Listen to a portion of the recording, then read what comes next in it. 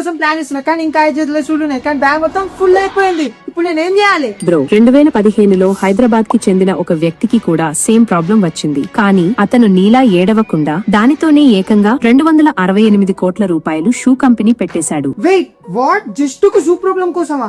అవును, తరణ్ ఛాబ్రా ఒకసారి తన సూట్ కేస్ చాలా హెవీగా ఉందని ట్రిప్ క్యాన్సిల్ చేసుకునే పరిస్థితి వచ్చింది. కారణం అన్ని షూస్లే. అప్పుడే అతనికి ఒక సింపుల్ డౌట్ వచ్చింది, అన్నిటికీ కలిపి ఒకే ఒక షూ ఉంటే సరిపోతుంది కదా. ఓకే, నిజం ఇది ఒక జీనియస్ ఐడియా, కానీ వేరే షూ కి దానికి డిఫరెంట్ ఏంది? Australian Marino wool bro. Summer లో బ్రీతబుల్, వింటర్ లో వెచ్చగా, నేచురల్ గా, ఓడర్ ఫ్రీ, స్మెల్ లేదు, షూస్ మార్చాల్సిన అవసరం లేదు, ప్రాబ్లమే లేదు. కానీ బ్రో, ఇండియన్ సైద్రల్ పెట్టి ఒక తెలియని బ్రాండ్ ని కొనడం చాలా కష్టం. అందరూ అదే అన్నారు, కానీ ఇక్కడే అతని స్మార్ట్ మూవ్ ఉంది. రిటైల్ షాప్స్ లేవు, మధ్యవర్తులు లేరు, డైరెక్ట్ గా ఆన్లైన్ లోనే అమ్మేశాడు. Better margins, real customer feedback. So basically ఆయన ఒక ప్రాబ్లమ్ ని సాల్వ్ చేసి ఒక బ్రాండ్ క్రియేట్ చేసిందా?